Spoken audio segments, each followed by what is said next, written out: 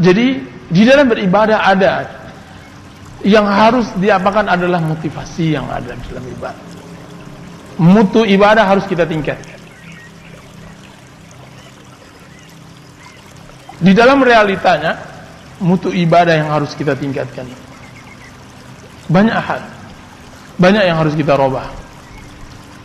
Akan tapi cobalah kita ambil dahulu dengan mutu berdoa kepada Allah SWT.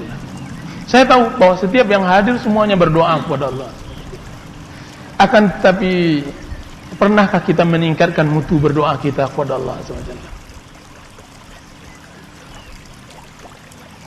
Sebagian kita berdoa tapi kita tidak pernah melihat bekas ijabah dari Allah SWT. Berdoa tapi tidak pernah, dan dia pun merasakan itu sudah menjadi hal yang lumrah, sudahlah. Akan tapi tahukah kita bahwa doa seorang yang saleh itu sangat luar biasa, bisa merubah alam dan dunia.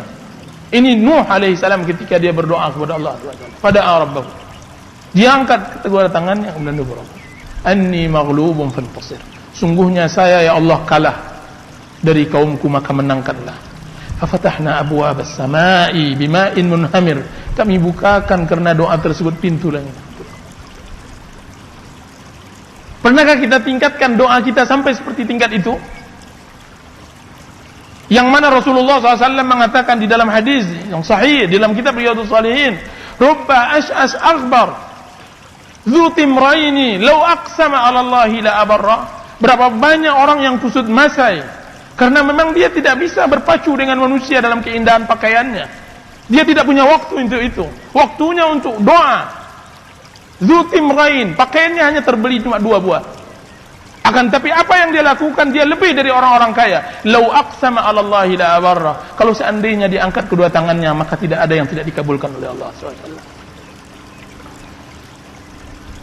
Adakah ada orang yang lebih hebat dari itu? Tidak ada. Tapi pernahkah kita tingkatkan?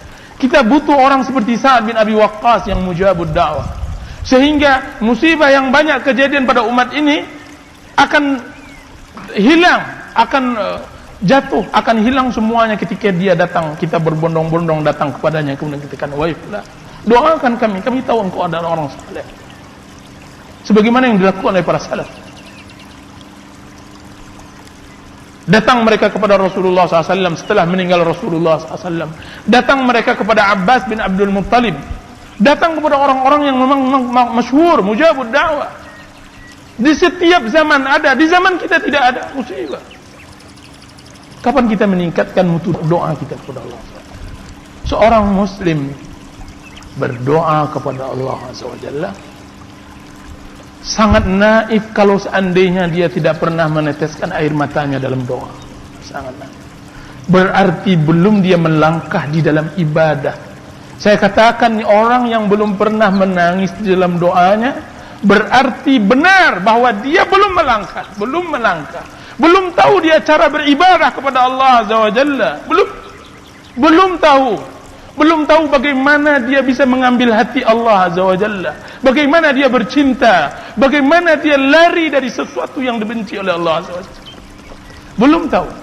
Saya pastikan dia belum tahu. Dia harus banyak belajar kepada Allah Azza wa Jalla, bermuamalah dengan Allah, mengetahui bagaimana tempat-tempat Allah cintai dan tempat-tempat Allah benci adalah hal yang mutlak bagi seorang muslim, sehingga doanya benar-benar menggelegar di arsy, terdengar di langit yang ketujuh, walaupun tidak terdengar di langit di dunia ini. Celaka dunia. Apa yang harus dilakukan di dunia? Tidak.